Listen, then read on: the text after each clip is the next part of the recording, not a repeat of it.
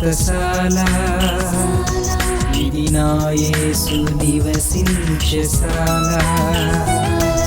దేవునికి స్తోత్రములు కలుగును గాక, దేవునికి మహిమ కలుగును గాక.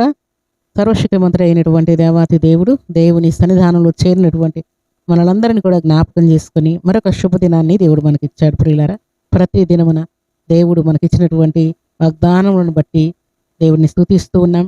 ప్రతి దినము దేవుడు ఇస్తున్నటువంటి ప్రతి శ్రేష్టమైనటువంటి ఆదరణకరమైన వాక్కును బట్టి కూడా ఆనందిస్తూ ఉన్నాం. మన ప్రాణాత్మ దేహంలో తెప్పరిల్లినటువంటి వాక్కును దేవుడు మనకు అనుగ్రహిస్తూ ఉన్నాడు. ఈ శుభదినాన్ని కూడా దేవుడు మనకి ఇచ్చిన లేఖన భాగం చదువుకుందాం. పరిశుద్ధ గ్రంథంలో నుండి విలాప వాక్యములు 3వ అధ్యాయం 32వ వచనం. ఆయన బాధ పెట్టినను తన కృపా సమృద్ధిని బట్టి జాలిపడును. దేవుడి శ్రేష్టమైన మాటలు దీవించి ఆశీర్వదించునుగాక.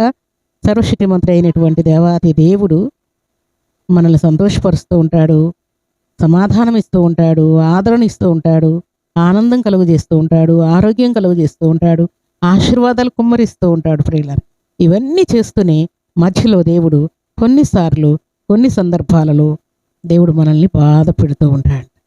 ఏ విషయాల్లో బాధ పెడతా అంటే ఆరోగ్యం బాగాలేకుండా చేసి గాయము రేపి దేవుడు మనల్ని బాధ పెడతాడు.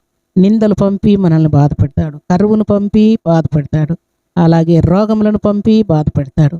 అలాగే ఎవరికి చెప్పుకోలేని ప్రాబ్లమ్స్ మనకు వచ్చి బాధపడేటట్టుగా దేవుడు చేస్తాడు. కానీ అక్కడ వ్రాయబడిన మాట, ఆయన బాధ పెట్టినను తన కృపా సమృద్ధిని బట్టి జాలిపడును అని వ్రాయబడి.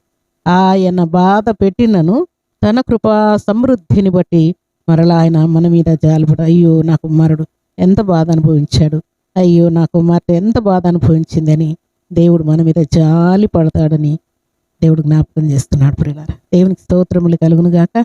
అందుకే అలనాడు రక్తస్రావం కలిగినటువంటి స్త్రీ 12 సంవత్సరాలుగా వేదన పడుతూ ఉన్నప్పుడు ఆమె వస్త్రపు చెంగు ముట్టగానే, యేసయ్య వస్త్రపు చెంగు ముట్టగానే ఆమెకు రక్తధార కట్టినట్లు వ్రాయబడింది, విడుదల కలిగినట్లు వ్రాయబడింది, క్షేమం కలిగినట్లు వ్రాయబడింది, సంతోషం సమాధానం కలిగినట్లు వ్రాయబడి ఉన్నది. దేవునికి స్తోత్రములు కలుగునుగాక. దేవుని ప్రియబిడ్డైనటువంటి ఆమె 12 సంవత్సరాలు యాతన పడిన సంగతిని దేవుడు జ్ఞాపకం చేసుకొని జాలి పన్నాడు. ప్రియులారా, అందుకే స్వస్థత ఇచ్చాడు. అలాగే భక్తుడైనటువంటి యోబు కూడా మహాశ్రమలు అనుభవించాడు.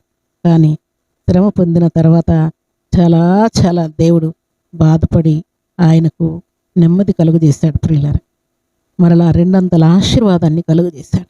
ఆయన పొందిన కరువు అయితేనేమి, నిందలైతేనేమి, అనారోగ్యం అయితేనేమి, అనేకులు అసహించుకోవడం అయితేనేమి, ఆయనకు వచ్చినటువంటి రోగములు అయితేనేమి, భార్య తృణీకరించడం అయితే, అన్ని విషయాల్లో ఆయన పొందినటువంటి బాధలన్నిటిని బట్టి దేవుడు జాలి పడినట్లు వ్రాయబడి ఉన్నది. ప్రియులారా, దేవునికి స్తోత్రములు కలుగునుగాక. మన జీవితాల్లో కూడా దేవుడు ఒకవేళ నిన్ను బాధ పెట్టి ఉండవచ్చు. భర్త వలన, భార్య వలన, కుమారుని వలన, కుమార్తె వలన, తల్లిదండ్రుల వలన, బంధువుల వలన, రక్త సంబంధికుల వలన, ఇరు పొరుగు వారి వలన, కుమారుని బట్టి, కుమార్తెను బట్టి ఎన్నో నిందలు, ఎన్నో అవమానాలు, ఎన్నో చెప్పరాని సమస్యలను అనుభవించి ఉండవచ్చు.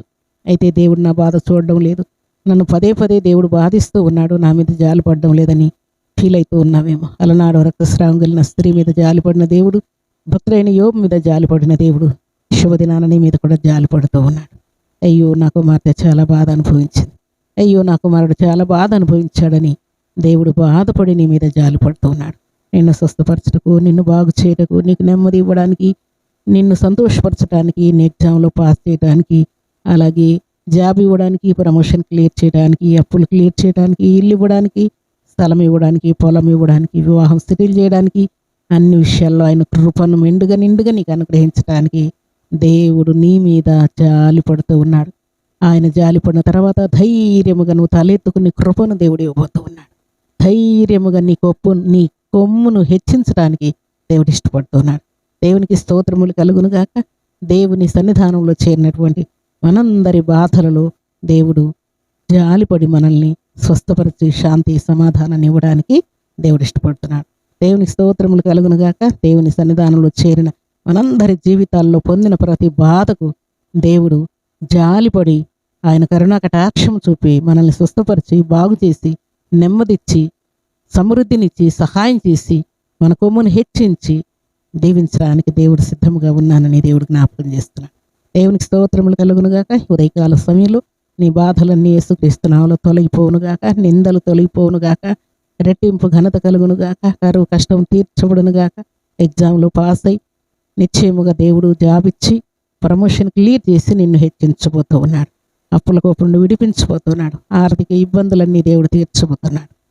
కాబట్టి ఈ ఉదయకాల సమయంలో దేవుని మీద జాలి పడుతున్నాడన్న సంగతిని జ్ఞాపకం తెచ్చుకోవాలని దేవుడు ఆశపడుతున్నాడు. దేవుని సన్నిధానంలో చేరిన మనందరి జీవితాల్లో పొందినటువంటి ప్రతి బాధకు దేవుడు ఫుల్ స్టాప్ పెట్టి మన మీద జాలిపడి మనల్ని సంతోషపరచడానికి దేవుడు ఇష్టపడుతున్నాడు. దేవునికి స్తోత్రములు కలుగును గాక. దేవుని సన్నిధానంలో చేరిన మనమందరం కూడా దేవుని యొక్క జాలిని, దయను, కనికరమును పొందుకొని దేవునికి ఇష్టమై యోగ్యులమై కలవకుల ముందుకు సాగాలని దేవుడు కోరుకుంటున్నాడు. అలాంటి కృపా భాగ్యం ఈ ఉదయకాల సమయంలో సర్వాధికారి సమృద్ధిగా మనందరికీ అనుగ్రహించి ఆశీర్వదించును గాక. ఆమేన్. ప్రార్థన చేసుకుందాం. భూమి ఆకాశములను కలుగ చేసిన మా తండ్రి, కృతజ్ఞతలయ్యా. ఈ ఉదయకాల సమయంలో మీరు ఇచ్చిన శ్రేష్టమైన వాక్కును బట్టి కీర్తిస్తున్నా. నిజముగా నా తండ్రి, మీరు మమ్మల్ని బాధ పెట్టినను మీకు కృపా సమృద్ధి వలన మా మీద జాలిపడే దేవుడుగా ఉన్నారు.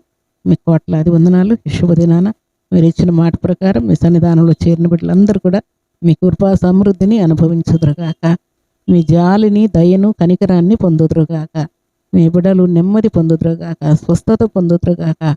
మీ దీవెన ఆశీర్వాదంలో మీ బిడ్డలు అనుభవించుదురుగాక. మీకు స్తోత్రాలు తండ్రి. మీ చిత్తమును బట్టి మీ బిడ్డల కొరతలన్నీ తీర్చబడను గాక, అప్పులు తీర్చబడను గాక, ఆర్థిక ఇబ్బందులు కొట్టివేయబడను గాక, సంపూర్ణ ఆరోగ్యాలు బిడ్డలకు కలుగును గాక. తండ్రి, వారి వివాహ విషయంలో, సంతాన విషయంలో దీవెన కలుగును గాక.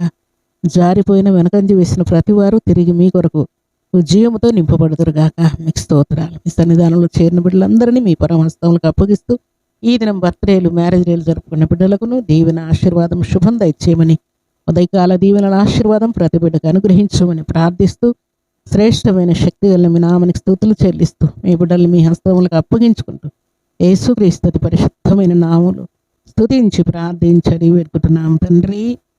ఆమేన్.